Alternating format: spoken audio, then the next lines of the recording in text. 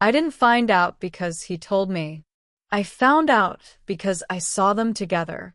My name is Sarah, and for 11 years, I believed I had a stable marriage. Not perfect, but real. We had routines, shared plans, a life that felt solid. My husband, Daniel, wasn't the kind of man people questioned. He was calm, responsible, the type who paid bills on time, showed up when he said he would, and knew exactly how to make everything look normal. That's the word I would use now. Normal. Because that's exactly how he hid everything. Looking back, the signs were always there, but they were small, easy to ignore, easy to explain away. It started with the work trips.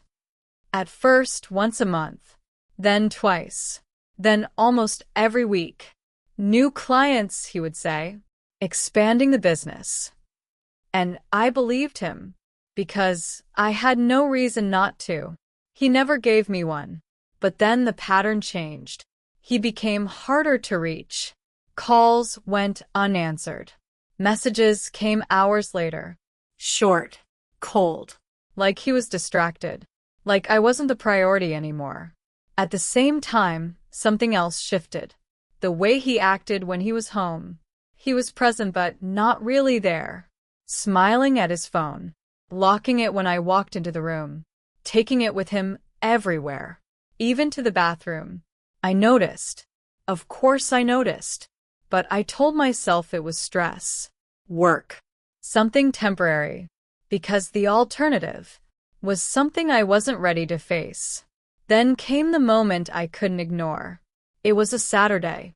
I remember because we had planned to spend the day together. But that morning, Daniel told me he had to leave. Emergency meeting, he said. I won't be long. I nodded. Of course I did. Because that's what I had been doing for months. Believing him. He left around 10 a.m. The house felt quiet after he was gone. Too quiet. So I decided to go out. Clear my head. Get some air. I drove without really thinking about where I was going. Just following the road. Until I stopped at a small shopping area across town. I didn't plan it. I just ended up there. And that's where everything changed. I was walking past a cafe when I heard a voice. A voice I knew instantly. Daniel's voice. My heart skipped. I turned slowly. And for a second, I thought I was imagining it. But then I saw him. Sitting at a table outside. Not alone. He was with a woman. And a child. The woman was sitting close to him. Too close. Comfortable. Like they had done this before. And the child was sitting between them. Laughing. Daniel was smiling at him. Not politely. Not casually. But the way he used to smile at me. Soft. Warm. Familiar. My chest tightened so hard it almost hurt. This didn't make sense. He told me he had a meeting. He told me he was busy. But there he was. Relaxed. Happy. With them. The woman leaned toward him. Said something quietly. He laughed.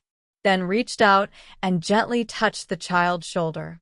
That small gesture broke something inside me. Because it wasn't random. It wasn't distant. It was natural. Like he belonged there. Like that was his place.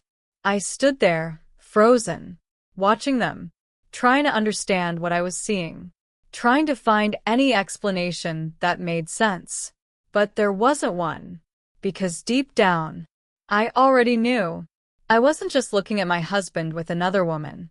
I was looking at a life he never told me about. For a moment, I couldn't move. I just stood there, watching them. Daniel, the woman, the child. They looked like a family. Not like strangers. Not like a sluchajnia stretch. A real family. My heart was pounding so hard it felt like it might give me away. Part of me wanted to turn around and leave. Pretend I hadn't seen anything. But I couldn't. I needed to know. So I stepped closer. One step. Then another. Until I was close enough for him to see me. Daniel looked up.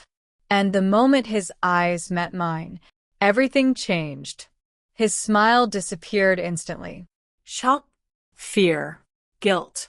Sarah, he said, standing up too quickly. The woman turned, confused. Then she looked at me. Then back at him. What's going on? She asked. I didn't look at her. I was staring at him. You told me you had a meeting, I said. My voice was calm.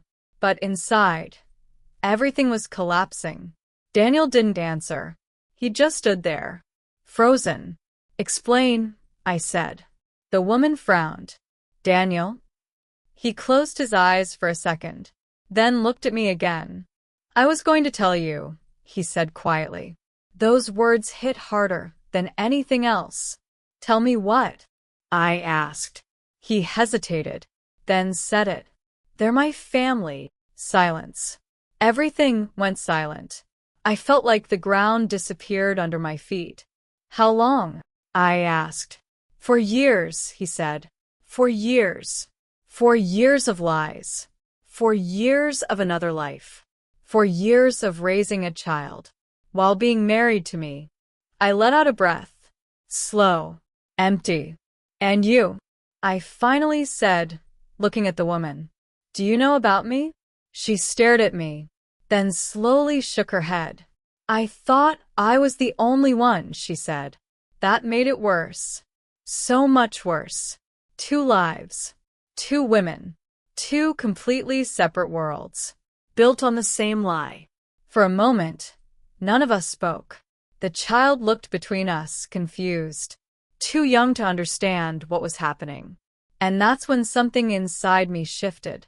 The pain didn't disappear, but it became clear. Sharp. Cold. I looked at Daniel. You don't need to explain anything, I said. He stepped toward me.